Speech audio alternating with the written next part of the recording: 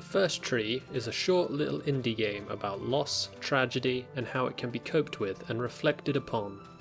Made essentially by one man, it tells its story through the narration of a couple discussing a recent tragedy in their lives through the medium of a dream about a fox looking for its missing young in the wilderness. Looking into the game further after I played it, I came across reviews praising the game, but also questioning whether the game can even be reviewed critically, as it is clearly an emotional passion project of one man revolving around a story, the touching and poignant subject of which they haven't personally experienced. However, I've spent all this time playing and recording the footage, so I'm gonna have a go anyway. In all seriousness, I don't subscribe to this view. All media can be subject to criticism. Besides, it shouldn't take too long as the game is over within an hour and a half, and that's on a leisurely playthrough. Oh, and I'm going to spoil the story in this review, so you have been warned. So, as I mentioned, the story of the game revolves around the narration from a character called Joseph, recounting the recent dream he had about a fox, whose cubs became lost in the wilderness. I don't know, it seems weird, but I had one of the most vivid dreams of my life. I saw a fox on a snowy mountain, just looking confused and worried. As the player, we guide the fox through snowy mountains, spring woodlands, and rainy valleys, guided by collectible lights as we search for her cubs.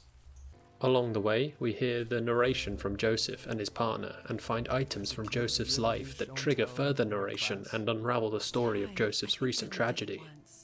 Travelling through the world as the fox, we learn Joseph has just lost his father and is struggling with dealing with it. Growing up as an unruly teen in rural Alaska, Joseph feels he never fully connected with his father, a stoic working man, and worries about the unresolved issues that lingered between them at his death. This is meant to be mirrored in the loss experienced by the fox, as each of the 3 cubs are found dead too. The game ends with a short sequence where we can take control of Joseph in first person. He comes across a tree and is greeted by the spirit of the fox from his dream, and appears to have come to terms with the events recounted. Right, there's a very short recap of the story.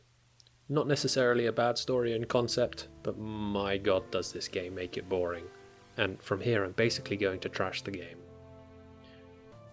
It's just bland and takes such a long time to really get into the meat of things. Even from an hour and a half game, it dragged.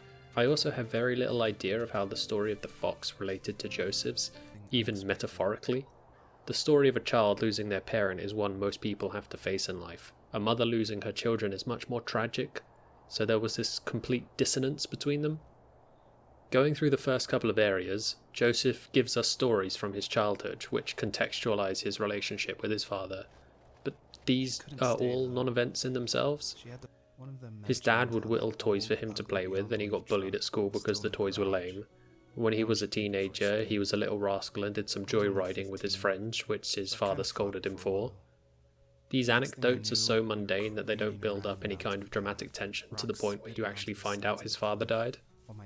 Joseph just complains about what appeared to be his own shortcomings in connecting with his father, and his partner pats him on the back and says it's alright. I didn't feel any sympathy towards him and just came away seeing him as pretentious and whiny. Interesting. Felt like I was soaring in the air with borrowed wings. But all good things have endings. His partner at one point tells a story from her own childhood, one which is rather more harrowing and tragic, but Joseph seems to lack self-awareness and carries on with his own story without much attention paid to it. My dad was the opposite of your dad in almost every way, except he was in the military as well. He coped with alcohol of every kind. The trailer started falling apart, he got angry, and I withdrew. And Joseph's story didn't connect with me in any way, and trust me, I really tried to submerge myself in it and let the game take me with it, but it didn't.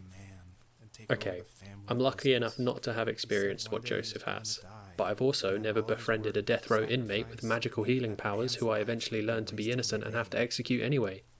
But I cry at the Green Mile every time, because that's a story told well, so I'm led to believe it's more the game's fault here.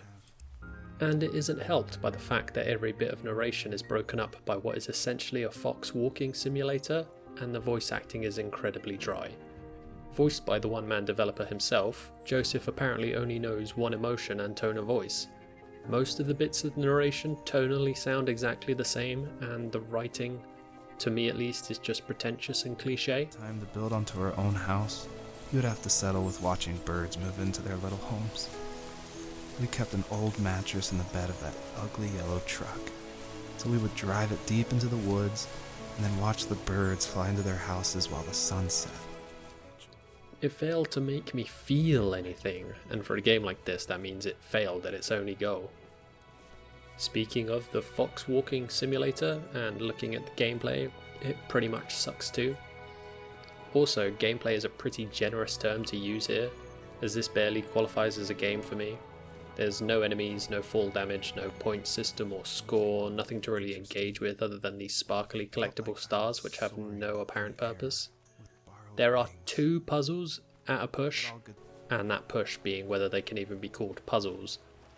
In this one here, for example, where you need to collect 3 sets of butterflies which give you a jump height boost, is painfully obvious as to what the solution is. And the game immediately tells you the solution anyway, so 0 brain power is needed. There is also platforming advertised as being a part of this game. Again, 2 real instances at a push. The one shown being the main one, and it's just crap with 0 challenge. Exploration is clearly the main selling point, but there's nothing really to explore either. The stars show you exactly where to go, and even if you do venture off, you'll run into invisible walls. I took a bit of an explore in the final areas of the fox, and found an item which triggered some narration as typical. The issue was it was out of order of how the game clearly wanted you to find them. Joseph was talking about his loss, but didn't mention it, because I hadn't got the one where he actually mentions his father died, rather undercutting the reveal and showing the game has an explicit order it wants you to collect things in, at least in the final area. Everything is also undercut by how poorly the fox moves, not nimble or quick like, say, a fox, but janky and slow, with wafty ponderous jumping capabilities. And that's it, there really isn't much else by way of gameplay. The stars you collect on the way end up being the number of characters you can use to write a message once the game is finished. You're never told this is what they're for, and while it's clearly meant to be a poignant moment for the player after the game, I didn't feel anything, so had nothing to write. Messages that other players leave get randomly shown at the end of the first person Joseph sequence, but again, nothing.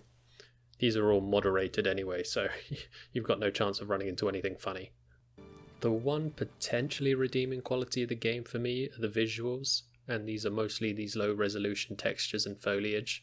You can't expect Red Dead Redemption 2 quality from a one-man team, I get that, and every time you enter a new area it does look pretty for what it is.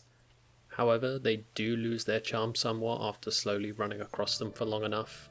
But yeah, the visuals are alright. The music's serviceable too. It's melancholy tracks that accompany the narration and almost helped to get me in the mood of the game before I became too bored of the whole experience, and then the music just loses its effect too. I played this game as I received it for free from the Epic Store, and the high review score had me intrigued. I do enjoy a good indie game here and there. However, its normal asking price is £8, wholly too much in my opinion for what you actually get. A 1.5 hour experience, most of which is slowly moving around landscapes that lose their appeal the longer you're in them. It should at least be half the price, or at least converted into another medium. It feels like a glorified audiobook as is, and might actually hit better with some decent writing and a good voice narrator. But there might be something here for someone, or a lot of people, as clearly there is by the high review score of this game, but I can't wrap my head around it. For me, it's a rather boring, pretentious story, laid on top of something that only qualifies as a game by the most generous definitions. Am I the bad guy for trashing a game about loss created as a passion project by one man which might be reflective of his own life? No, the reviewers must be wrong.